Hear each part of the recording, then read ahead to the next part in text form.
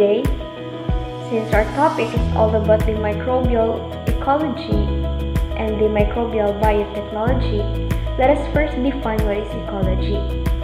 So when we say ecology, it is the systematic study of the association, the interrelationship or the connection of an organisms and their environment or all the things that surrounds them. So ecology is a broad term that is being used for different kinds of study. So we have the so-called human ecology. When we say the human ecology, it is the study of how humans interact with the world. Now, when we say microbial ecology, it means the interaction of microorganisms to all things or to the environment that surrounds them. So that's for the microbial ecology. Now, microbes interact with humans in different ways or in many ways and at many levels. So the most intimate association between microbes and us humans is the presence both and within our bodies. The presence of microbes within our bodies. Now, since we are talking about the interrelationships of organisms and the environment, we will go to the kind of relationship that exists between organisms. So we have the symbiosis or the symbiotic relationship. So when we say symbiotic relationship, it is the association of two different dissimilar organisms, and those organisms are called the symbionts. Now we have different types of symbiotic relationship. We have the neutralism, the commensalism, the mutualism, and the parasitism. So when we say neutralism, neither symbiont is affected by the relationship. So they can freely exist together in the same environment or in the same location where where the work of other does not affect the other who also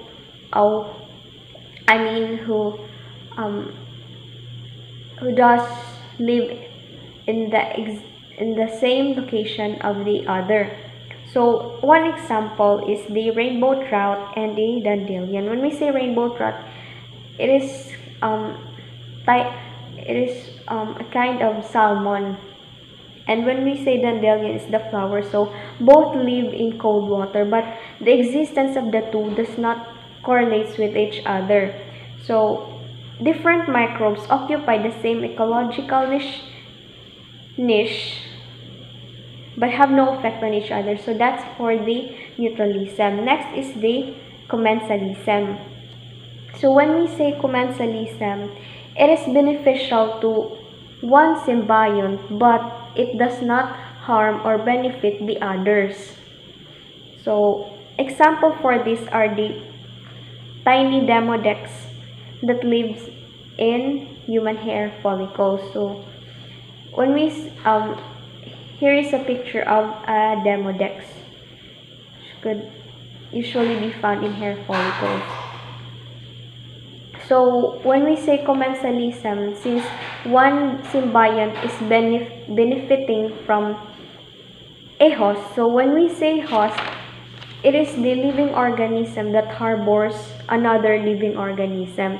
So we as human, we are the host for the demodex that lives usually in our eyebrows or eyelashes. So next is the mutualism. So when we say mutualism, from the word itself, mutual, so both symbionts benefit from each other. So take for example the E. coli or the Escherichia coli, which are usually found in our body. It could either be in our intestines, in our especially in our um, um, in our digestive system, but it can also be found in our um, uh, orifices, body orifices. So take for example the E. coli. So the E. coli obtain nutrients from the food being ingested by the humans. Now, as um, in return, the E. coli produces vitamin K, which is essential for the host or for us humans, because vitamin K is the blood clotting factor. Is a blood clotting factor. Now, another example is the protozoa that lives on the intestines of the termites. Termites cannot digest woods, so the protozoa that lives inside the termites are the one responsible for breaking down large molecules of woods to smaller molecules, and in return,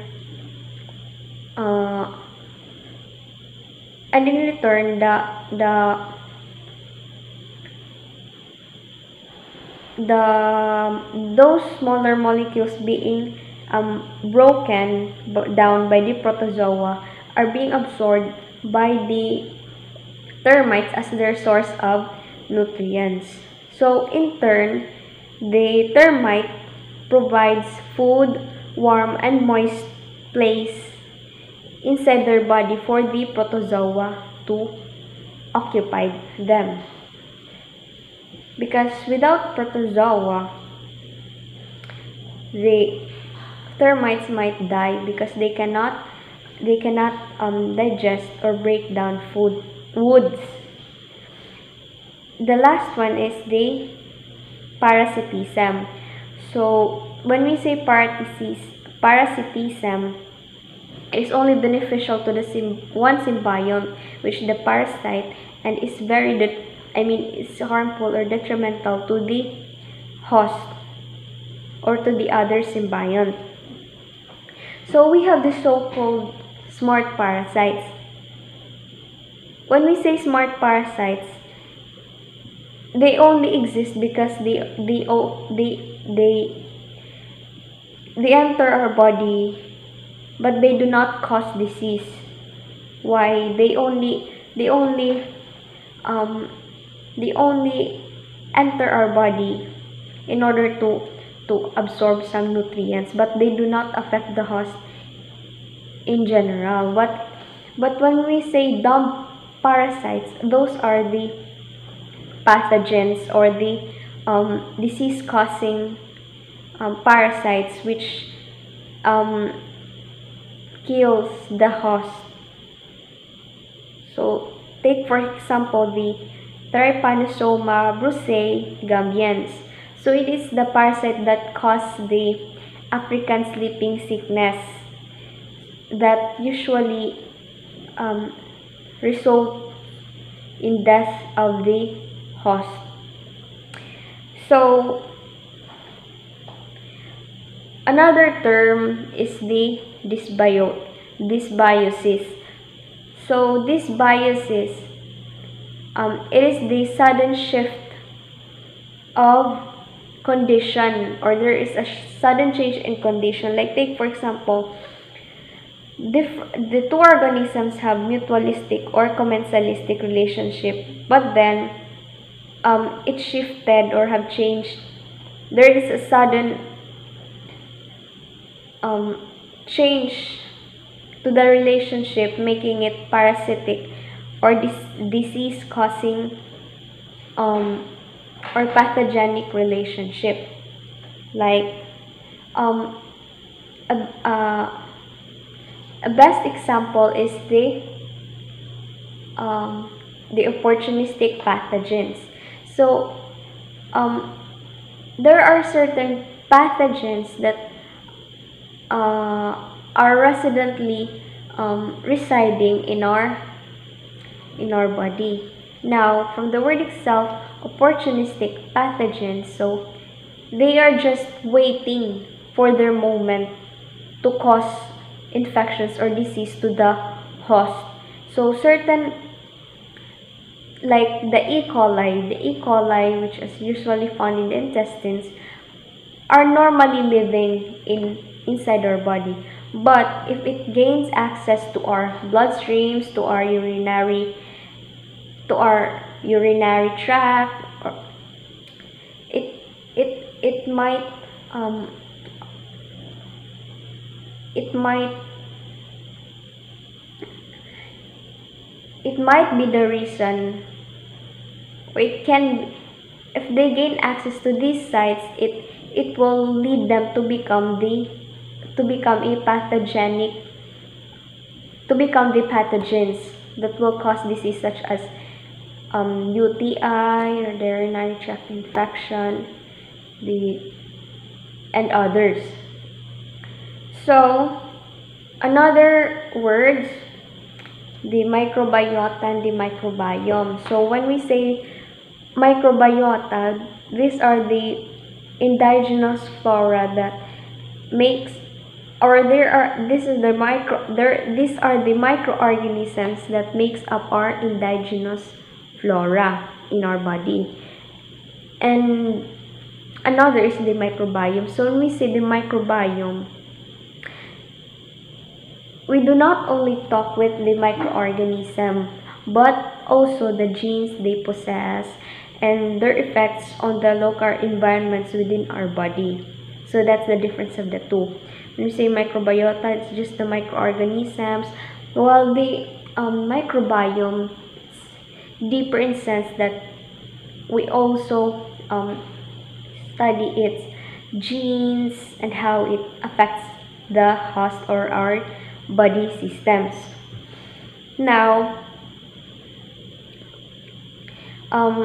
let's talk about the indigenous microbiota of humans.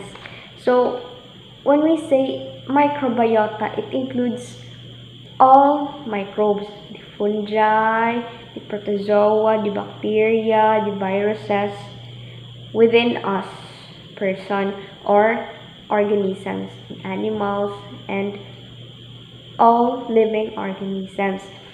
And indigenous microbiota could be classified into two. It could be resident microbiota or transient microbes. Resident, naturally residing within our body.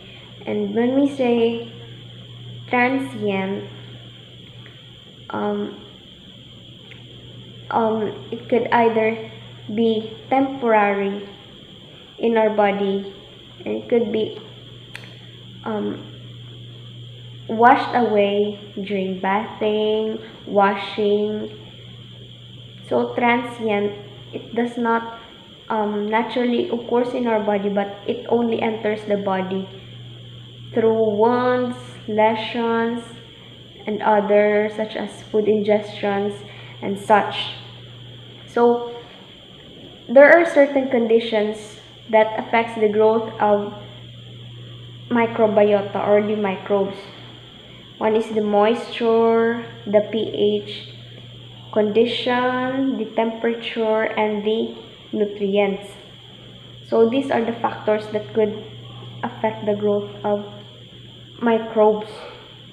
So this indigenous microbiota that lives in human are have their anatomic locations. So where it is commonly found in the ears and eyes, in our mouth and upper respiratory tract, and it also involves our lower respiratory tract. Or of course our skin, which is our first line of defense. Our skin, which is very exposed to external environment. We have our gastrointestinal tract or the GI tract, and lastly we have the genitourinary tract, which includes the vagina, the urethra, the penis, and such. So we have an example here called the Candida albicans. So this is the yeast in body openings, and may grow when our certain resident microbiota which inhibits the growth of the yeast. When yeast tends to have an overgrowth, it causes candidiasis in usually in female. Now, the term overgrowth is referred to as the superinfection. So, superinfection are the explosion of population of an organism, which is just usually present at low numbers or in low numbers.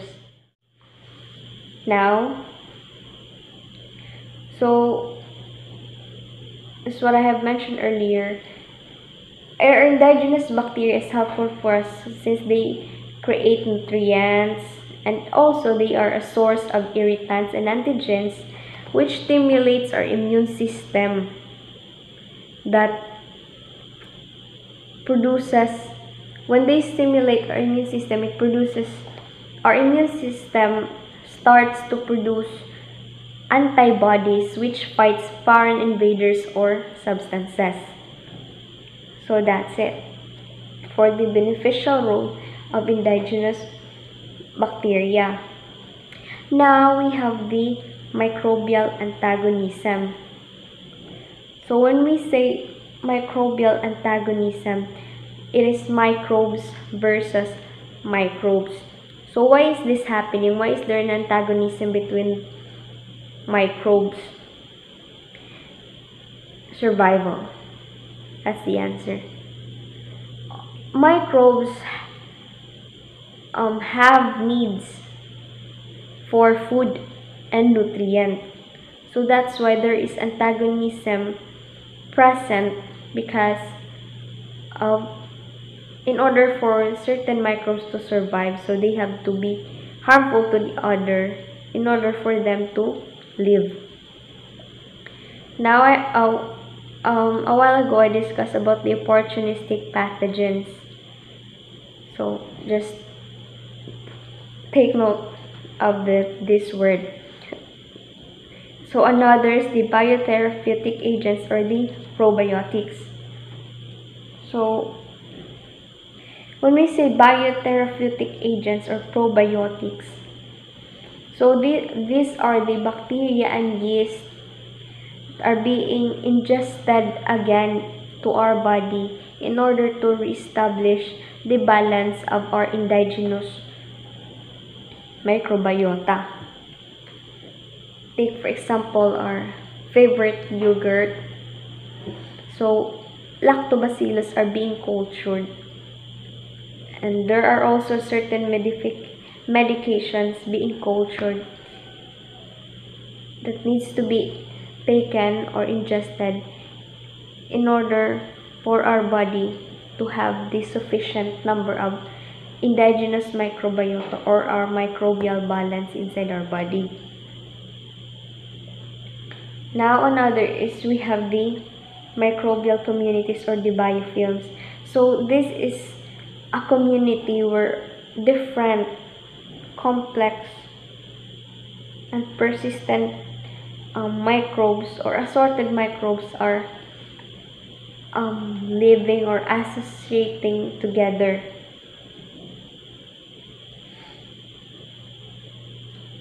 So when we say microcolonies, another term to be is the microcolonies, which are the bacteria that grows in tiny clusters, are separated by a network of water channels. So there is a colony of one type of microbes for microcolony. Now another is the synergism or the synergistic infection. So synergistic, from the words of synergism, two or more microbes team up to produce or cause disease. So that's the opposite for the antagonism. Because if in the antagonism there is a competition Here there is coordination of two microbes.